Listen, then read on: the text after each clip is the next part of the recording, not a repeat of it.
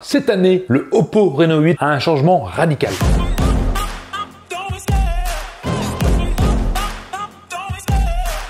Je remercie Oppo de me l'avoir envoyé pour faire un test et passons au premier changement radical de la marque par rapport à ce Reno 8 Pro, c'est le dos, l'esthétique. Alors déjà, il y a deux couleurs simples, on a le noir ici et une version blanche plus brillante, plus girly, personnellement que je préfère. Mais Oppo a gardé ce concept de monocoque. En fait, la partie dos est simplement une seule coque moulée en verre. On est sur un système anti-trace de doigts. Alors sur la version noire, je la trouve pas très efficace, on sentira quand même quelques petites traces. La version blanche, bien sûr, sera bien plus efficace. Mais voilà, cette esthétique, moi je le trouve totalement changé. Là, Oppo a décidé de partir sur du sobre et élégant à la fois. Mais tout en restant brutal. Bah oui, en fait, quand tu regardes ce smartphone, il est sobre, mais ça te montre quand même que tu en as gros sur le capot. En fait, c'est un peu comme une grosse berline de luxe toute noire, avec un design simple, épuré, mais tu sais qu'il y en a sous le capot. Bah c'est pareil sur ce Oppo Reno 8. J'ai ressenti la même chose quand je l'ai vu. Et c'est surtout ce module photo, en fait, qui va donner ce côté agressif, viril presque. Mis à part ça, on est sur un smartphone quand même léger parce qu'il fait 179 grammes, c'est très bien. En plus de ça, il est fin, il fait seulement 7,67 mm d'épaisseur. Donc pour la prise en main, bah vous l'avez deviné, c'est très bien.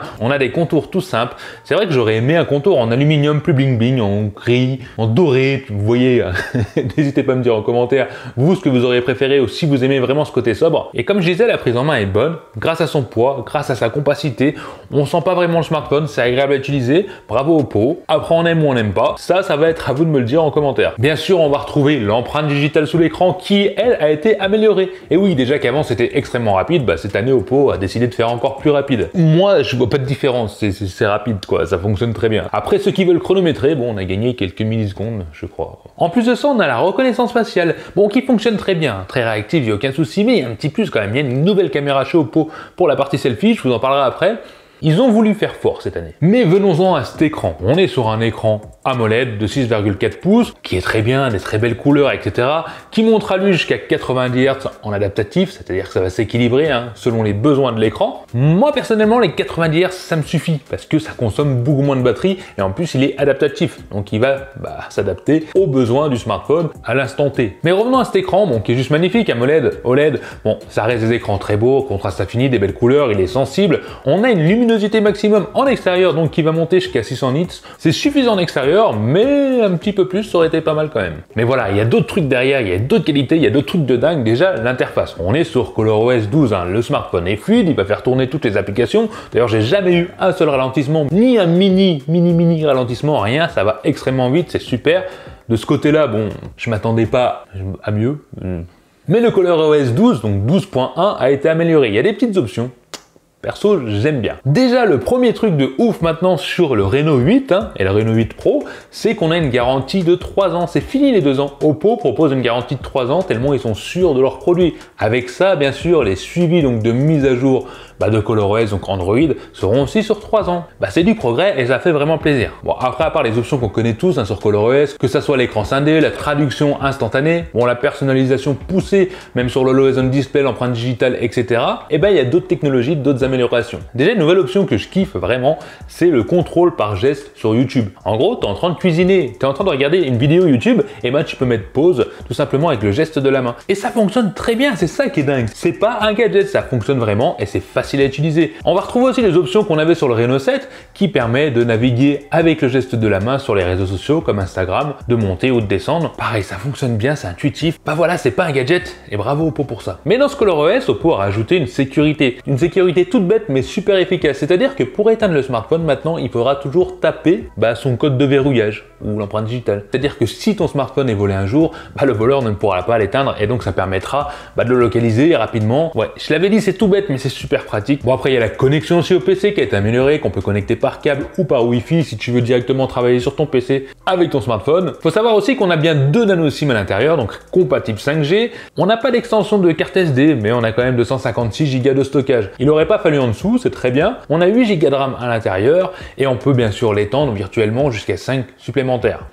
Ça. Là je coupe, mais j'ai calculé quand même. Ça fait bien 13. Pour le processeur, on est sur le MediaTek Dimensity 1300, ce qui est un bon processeur récent qui va faire des scores en tutu raisonnables. Hein. Il était légèrement au-dessus de 600 000 quand j'ai fait le test. Bon, c'est clair, c'est pas le processeur le plus puissant du marché, mais il fera tourner les jeux 3D facilement. En tout cas, les jeux 3D que j'ai essayé tourner facilement. Avec cet écran AMOLED, bon, les 90 Hz, c'est agréable à jouer. Surtout qu'Oppo a intégré un nouveau système de refroidissement, et ce qui permet de pas sentir de chauffe. En tout cas, j'en ai pas senti, ou alors très peu, au moment des jeux. Mais il y a un hic. Il y a un hic qui me déplaît sur ça. Pas sur le jeu, hein, mais sur le son.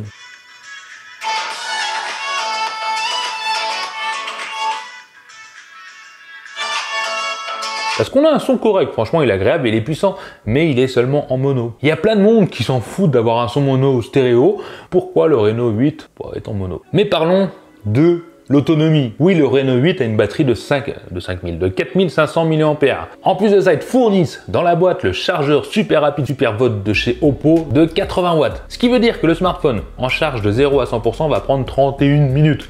Allez, on peut même aller à 32 minutes si vous le voulez. Je vais pas rentrer dans les détails, mais en gros, il y a deux batteries, donc deux batteries chargées simultanément, qui va permettre d'abîmer moins vite les batteries. Et d'ailleurs, Oppo garantit 1600 cycles de charge avant que la batterie passe en dessous du seuil de 80% de sa capacité. Pour faire simple, c'est 4 ans minimum de charge tous les jours avant que la batterie commence vraiment à faiblir. Et en plus de ça, l'autonomie, j'ai tenu largement la journée et on peut tenir 2 jours si on veut, si on force pas trop sur le téléphone. Donc il est bon en autonomie, il est bon en charge et on va passer à la photo qui est bien, mais il y a un mais, un petit. Déjà au niveau des caméras, on a 3 caméras à l'arrière. On a la grosse principale connue pour le X5, le X5 Pro, etc.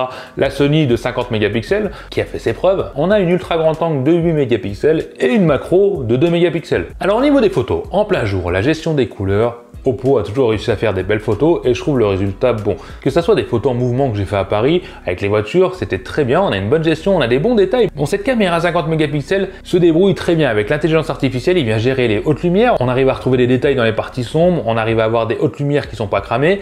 Bon, la gestion globale est bonne et même si l'ultra grand angle est seulement à 8 mégapixels, je trouve le résultat plutôt convenable, cohérent au niveau des couleurs. Je m'attendais à être déçu par l'ultra grand angle, finalement non. Et ce Reno 8 en mode nuit a été aussi amélioré. Alors pour les photos, il faut pas bouger. Il faut attendre 1 à 2 secondes pour avoir une bonne photo quand il fait sombre. Si on bouge, ça va rendre une photo moins nette. Et c'est ce qui peut venir gêner certaines personnes. Par contre, si on prend le temps de prendre une photo de nuit, le résultat est bon. Les couleurs sont peut-être un petit peu fades, mais le détail est là. Bon, on arrive à faire des beaux clichés. Il y a du travail derrière.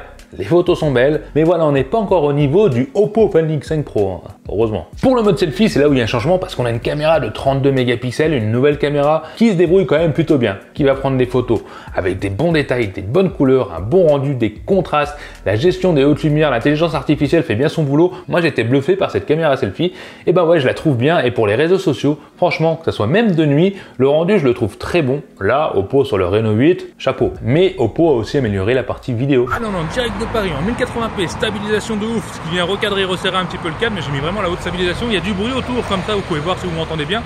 Ça n'a rien à voir, c'est pour l'autre smartphone. Je vais courir un petit peu et on peut même voir la gestion de haute lumière parce que le ciel est gris, mais tu vois sur mon visage, il y a quand même pas mal de travail pour lui, mais c'est pas mal. Donc en selfie en 1080p donc de nuit, sur l'écran, bon ça n'a pas l'air ouf non plus, c'est plutôt pas mal, mais je vais courir un petit peu.